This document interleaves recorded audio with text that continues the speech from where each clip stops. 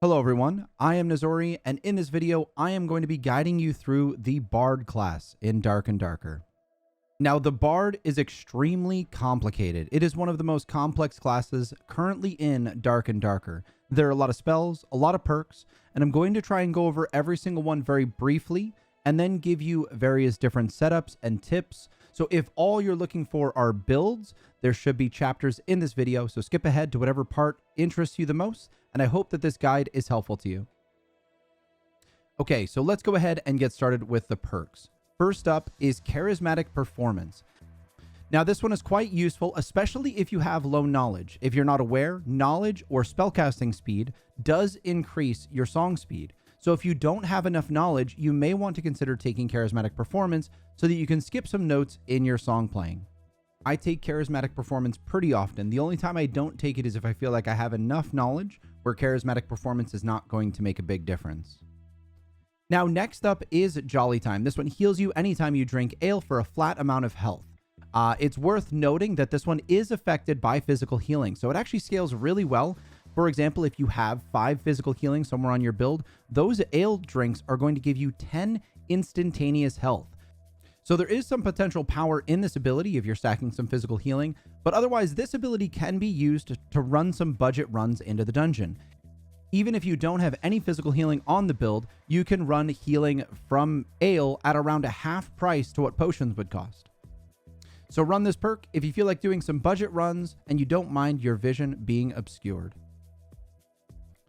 Next up is Lore Mastery. It increases your interaction speed with various different objects. This will help with opening doors and chests. Personally, I don't think that this one is a viable pick for most builds, but I do take it if I'm going on specific mining runs, as it does speed up mining speed. So maybe consider this if you're looking to get some ruby silver. Next perk is Rapier Mastery. This one increases your damage on a rapier by 3. Now, this one is one of the best options if you're going to be using a rapier. This seems pretty obvious, but I would always take this if I'm running a default gray kit, as it comes with a rapier. I will also always take this if I'm fighting the troll, as the rapier is a great tool at killing the troll. Now, I'm at a toss-up between the rapier or the arming sword as the best melee option. So depending on my mood, I will bring the rapier and I will bring Rapier Mastery. If I'm going with an arming sword or something like that, I will leave this perk out, obviously, and just take one of the instrument perks instead. The next perk is probably one of my favorite. It is Reinforced Instruments. This one increases the damage you deal with instruments. And I want to make a very important note here. Do not underestimate this perk. I don't take this perk if I'm going to be attacking with a rapier most of the time. The play there is pretty much if you plan on throwing drums as well as using the rapier, it is a pretty decent pick, but I usually have to sacrifice something like Wanderer's Luck to take this alongside.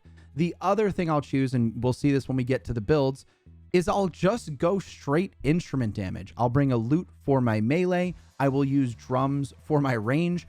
It is actually extremely effective. So if you want to have some fun in the dungeon and create some pretty hilarious moments, consider going with Reinforced Instruments, as well as the accompanying one that makes you faster when holding instruments, and get in there and throw drums at people. It's pretty great. The next perk is Storyteller. Now, I take Storyteller pretty often on almost every single build because Will and Knowledge are decent on a Bard. Now, when talking about stats, it's worth noting that Will, while it does increase buff duration, does not increase the buffs that you apply to other people. The individual character's will dictate how long their buff lasts on them. For example, if you buff a Barbarian and they have very low will, the buffs that you applied to them will be very short duration on that Barbarian. It does not take your will into account, it takes their will into account. But this perk does increase your entire party's will, which is pretty beneficial. I take this one almost always. The knowledge is fantastic for song speed, and clerics and wizards are likely also going to benefit heavily from this perk. I take this one a lot of times solo and also in groups every single time. Next perk is Superior Dexterity. Now, I don't know if I'm just not playing right, but I did not find this perk useful in pretty much any form or fashion. Now, every experience will vary. Test it for yourself, but I didn't find that switching between objects 50% faster did much for my gameplay. The next perk on the list is Melodic Protection. Now, I have taken this perk occasionally, but it's not one of my favorite perks. The only way I will take this perk on my build is if I'm not planning to frontline in any capacity or fight other players at all. If I'm planning to stay behind my team and play songs, especially damage songs like Din of Darkness, and through the fight, regardless of what's occurring, I'll take this one. But other than that, it's not the best pick because you have to literally be playing a song to receive this buff. And most of the time during a fight, that's not going to be happening. Next perk is War Song. Now, War Song I do actually take on a lot of my builds, but it's not currently functional in the game right now. It says that it increases your allies' attack power by 3, but in reality, it actually only increases your attack power. You'll notice whenever you play it, you're the only one receiving the War Song buff. Now, having said that, I still take it pretty often because I will oftentimes weaken and then start stabbing. And your attack power going up does benefit you pretty heavily. So while it's not the best perk to put on all the time, you may want to consider it if you're going to be going into the fray with a weaken and then attempting to fight. All right, so the next perk is Dancing Feet. Now, I take this one situationally on my builds. If I'm going to be using instrument damage as my primary source of damage, I always take Dancing Feet. If I'm planning on doing a lot of instrument damage via playing songs, I also will consider taking this. If I'm trying to use Din pretty heavily, or if I'm trying to Shrill pretty heavily, this one is a great option because you're going to need to try and position those songs mid-play to be able to hit the enemy. So consider taking this if that's a heavy part of what you're going to be doing mid-fight. Now, if you are more of an into the fray with the rapier, crossbow, survival bow, whatever it is, and that's kind of your primary activity mid-fight, you may want to skip on this and go for a different perk. And the last perk on the list is Wanderer's Luck. Now, this one is almost always on my bar because luck is just kind of nice to have. The only time that I don't take this perk is if I'm trying to focus heavily just on PvP. If we're not going in for loot and we're just trying to fight, I'll leave this and go for some other combat-focused perk. But other than that, it's pretty much always on the bar. I also will note that if I'm having a lot of rough rounds and I need some sort of extra edge, I feel, I'll also just take another combat perk. I also want to make a note on how to effectively utilize Wanderer's Luck, although I want to make a big note here. I do not know if this is exactly how it works, but I have been told that loot is generated when you first open a body to check what is inside. This includes chests and monsters, and I have been told that is when luck applies to the loot generation. So whenever we're out with our group, my group typically doesn't touch bodies first, and I look inside them first, hopefully applying the luck to the kill or the chest that we're opening. Now, keep in mind, I do not know for a fact that this is how this works. I have only been told that people believe this is how it works. So we have been doing this as a way to help hopefully apply extra luck to everything we do in the dungeon. Now, just another side note that this does stack with a luck potion. So you start out with 100 luck via Wanderer's Luck, and then you can also purchase a luck potion from the fortune teller and potentially get up to 250 luck within the dungeon. I take a luck potion anytime I'm going into high roller. All right, now on to the various different setups that you're going to use within the dungeon. What I'm showing you now is pretty much my default geared up fighter bard. I use charismatic performance, storyteller, instrument speed, and instrument damage. Now, I will swap these out depending on what I'm doing every single run. If I'm looking to go more budget with heals, or if I'm planning to rat and stay in the swarm, I will bring Jolly Time in place of instrument speed. If I'm looking to do the troll, I'll bring Rapier Mastery. If I'm looking to do both of those, I'll swap out Storyteller and use both Jolly Time and Rapier Mastery. You want to look at every single run you do and just determine what's your playstyle going to be and swap out some of these accordingly. That's pretty much the best advice I can give you on perk setups because I don't think that there's a one cure-all setup. You just want to understand how each one works and weigh the pros and cons per run. That's pretty much it. Okay, and now on to songs. Now, I could go over every single song in detail, but that would make this video very long. I just want to make a note that there are a lot of useful songs. I'm going to go over the must-haves, and I'm going to go over some that are interesting and in what ways I've used them that can work for you. You're going to want to pick your songs based on every single dungeon run and every single group composition. So you're going to want to get to know each one and then be able to pick a setup for your group that works best for you. All right, so starting out with the must-haves. There is one self-buff that I would never enter the dungeon without, and that is Beats of Alacrity. This one gives you movement speed. It's a personal buff only, but movement speed's king. I would never go into the dungeon without this personal movement speed boost. Always take it. The other two must-haves on the list are Harmonic Shield, which is a group armor and magic resist buff, and Rousing Rhythms, which gives your team up to 3 all attribute. Both of these are incredibly strong for both you and your party, and I would never enter the dungeon without them. They are incredibly good buffs.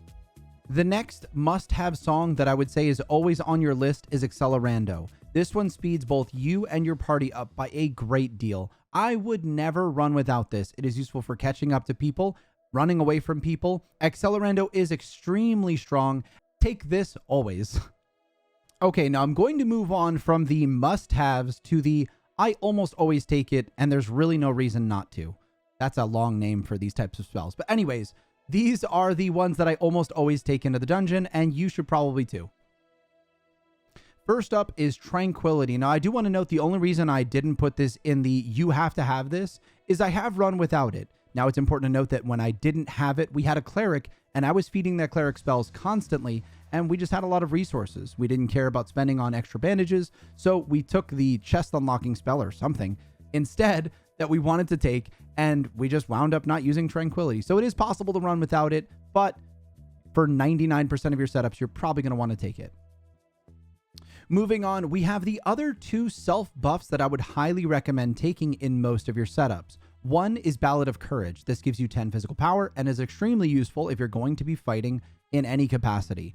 I take this one almost always because I typically am just getting into the fray with either my instruments or a rapier, and it makes you stronger. There's really no reason not to bring it unless you're going to be playing heavily from the back line and you're not going to be using a bow or a crossbow. Along the same lines as Ballad of Courage, I would also recommend taking Aria of Alacrity, which increases your action speed. This is attack speed. I'd recommend taking this if you're going to be shooting a survival bow, shooting a crossbow, or just fighting in general. 15% attack speed is very strong, and if you're going to be fighting, I'd recommend taking this. The next one on the list is Shriek. Now, I will say that I don't always shriek the enemy depending on what the strategy is. If I'm planning to use Din heavily mid-fight, there's not often time to get a Shriek off. Now, oddly enough, if I am going with that strategy, I still usually take Shriek. Because of its usefulness in PvE, I have this one on my bar almost always. The only situation that I wouldn't bring Shriek is if I'm planning on going Din for mid-combat, and I'm not planning on going to hell and fighting enemies. Other than that, Shriek is almost always on the bar. And that actually wraps up the, I don't remember what I called it earlier in this video, but the typically I want to bring them songs. I'm going to move on to the situational songs that I put into regular rotation into my builds and try and give you the when do I take these. First up is the simplest one, Choral of Clarity. This I bring if I have a wizard or a cleric. That's pretty much it. If you have them, you probably want to bring that spell. The next situational song is going to be Song of Shadow. Now, I will take this if I'm trying to rat through, say, a high roller dungeon, or if I'm planning to set an ambush for an enemy. It is extremely strong if used right, and you can take down much stronger enemies using this strategy. Now, I wouldn't take this unless your group is on board with sitting in a room and waiting for opponents, because you kind of have to time it well enough so that the enemy doesn't hear the song and comes barreling into your room unaware of your presence. Now, I have gotten some pretty insane kills and loot from this strategy, but I would only take it if you're going to be patient and willing to wait for enemies to come find you. Next up is either Din of Darkness or Shrill. Now, I do want to talk about these for just a moment. They're both pretty effective mid-combat, but if you're going to be using, say, a survival bow or a crossbow as your primary damage, you may not be utilizing this whatsoever. Now, having said that, it's also extremely good stealth detection. If you're going to just bring one of these for stealth detection, bring Din. It's far better. Now, Din did receive a pretty big nerf recently, but I do want to note that in its current state, it's actually not that bad of an ability for damage. They heavily reduce the amount of bonus magic damage that you can put onto Din, which prevents it from absolutely melting full teams of players, which was a very good thing because it was busted. But in its current state at full duration, Din will still deal around 15 to 30% of a player's HP. That's no small chunk of health. Now you do have to get the entire duration off on someone, but if you have high knowledge, that damage stacks up pretty quickly. I have been using it effectively in team play, and I have noticed that players are respecting the amount of damage that they're receiving and a lot of times backing up due to the pressure. I also want to say that Din is easier to land on players than Shrill. Shrill has a very distinct sound that most players will recognize and back up before the actual final note hits, while Din will just sit there and beat on the drums, dealing a little bit of chip damage whenever you step into range. So I found myself taking Din almost always over Shrill, but if you get good at landing that final note of Shrill, or if you have the ability to guaranteed land it in some way, shape, or form, it may be the better option. If you're planning to play just from the back line and you're going to be able to stand behind a fighter or something like that, Shrill might be the better option. But try them both out. Personally, I prefer Din, but I think that either one is fairly effective in combat, and they're both really good at detecting rogues. So I'd recommend taking one of them, but they are not a necessity. Next, we have Allegro. This increases your song playing speed, your attack speed, as well as your spellcasting speed and attack speed of your allies. This is extremely useful if you're going to be playing full buff Bard. That means not attacking at all, and you're just going to rotate songs. Your play here is buffing your team when the fight starts, shrieking to weaken the enemy team, and then literally swapping between Allegro and Accelerando to keep your team boosted in speed and boosted in attack speed. It is extremely effective, but you will find yourself just sitting in the back playing songs over and over. I would recommend taking this if you're going to be taking just full support Bard. Next on my list is Unchained Harmony. I pretty much only take this if I can find something that I'm willing to sacrifice in my current team comp. I have found more recently that I have been literally letting go of the unlocking chest ability in order to take better combat effectiveness. But if you can find something that you would like to sacrifice, this one is a solid choice, obviously. And last on the list that I want to highlight is Peacemaking. This one prevents everyone from attacking, but you are still able to cast spells. I want to say that I have used this to great effectiveness, but only in one composition. It was Bard, Cleric, Wizard. The Wizard was invising the Cleric was using Earthquake, and then the Wizard was proceeding to cast fireballs repeatedly at the enemy.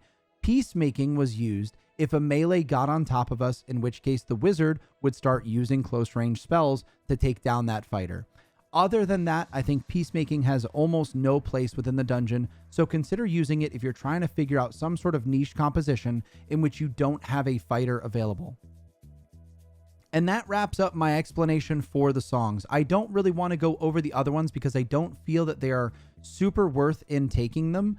I have seen a few times people using Song of Silence, but it was used against me and it wasn't that effective. I was still able to din and then step into range. Our Wizard was able to step back and still launch spells at the enemy, so I don't find it that effective. The movement speed reduction one is a 20% movement speed loss, but I haven't found that one to be a crazy useful spell either, as when I'm in range, it's usually Shrill, Shriek, or Din.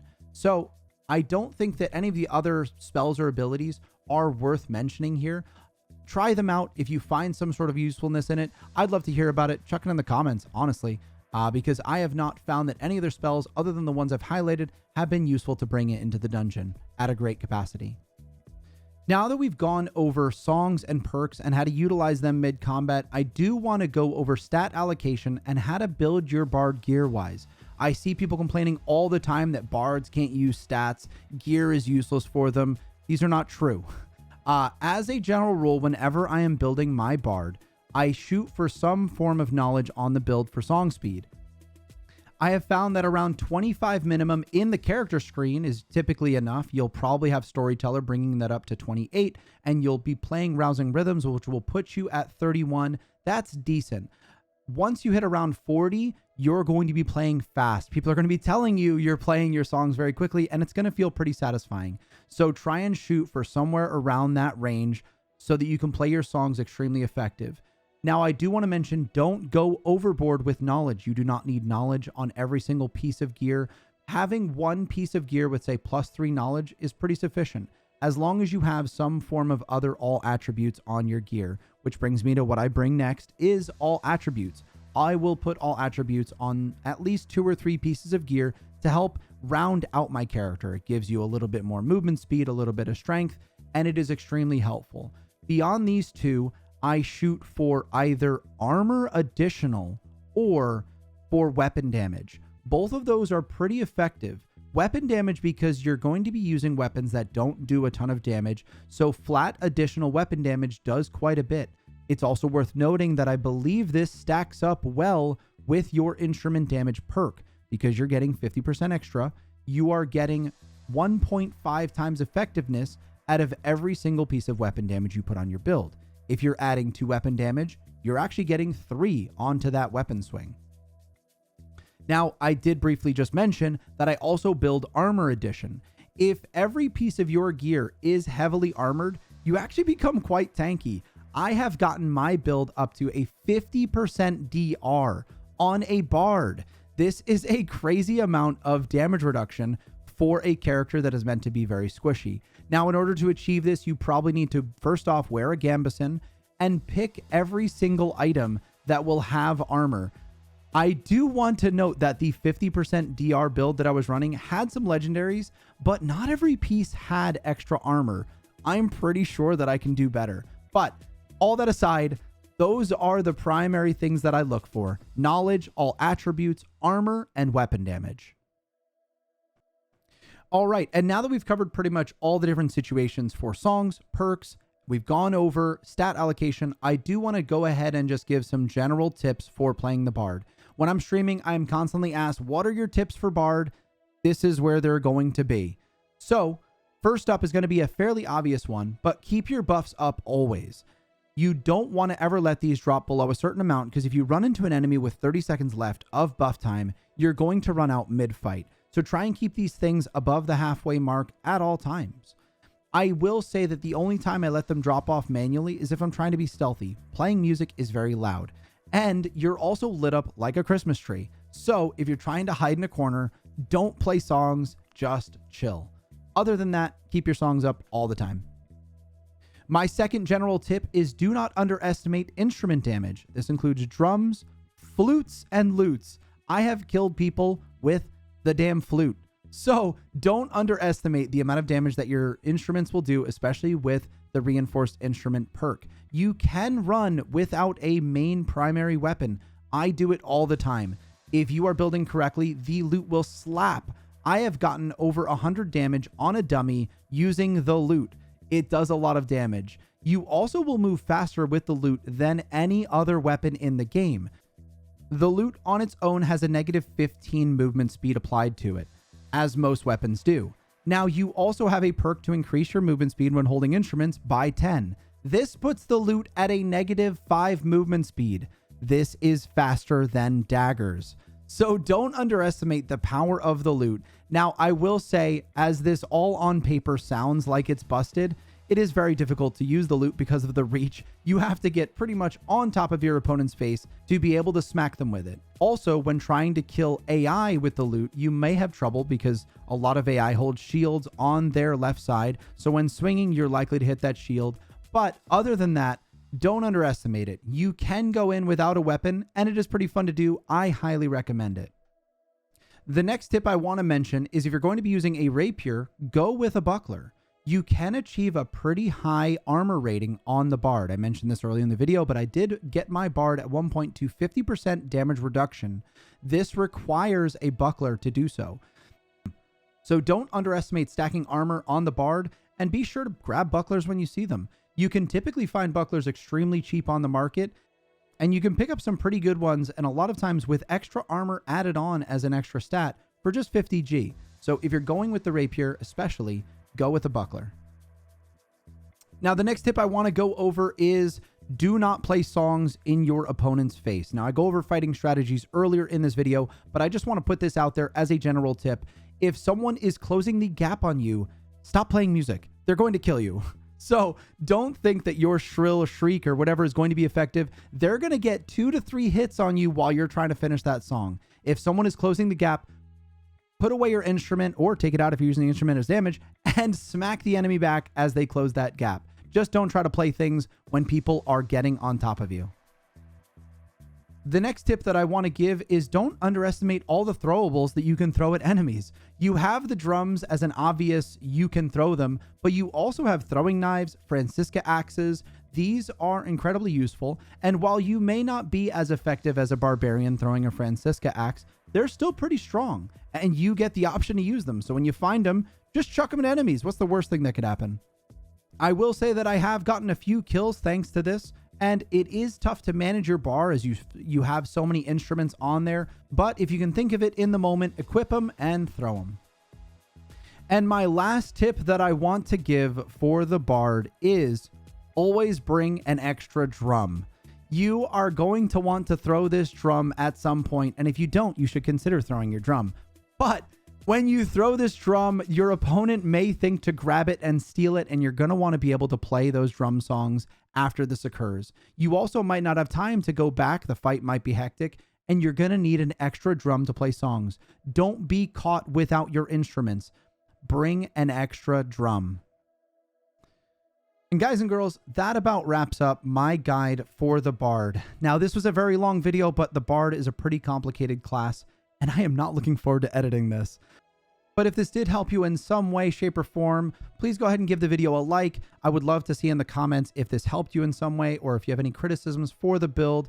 I'd really love to hear your feedback on this video. But guys, that will wrap it up. Thank you so much for watching. And if you'd like to catch me live, I do stream on Twitch every single day at twitch.tv/Nazori. But until then, have a great one.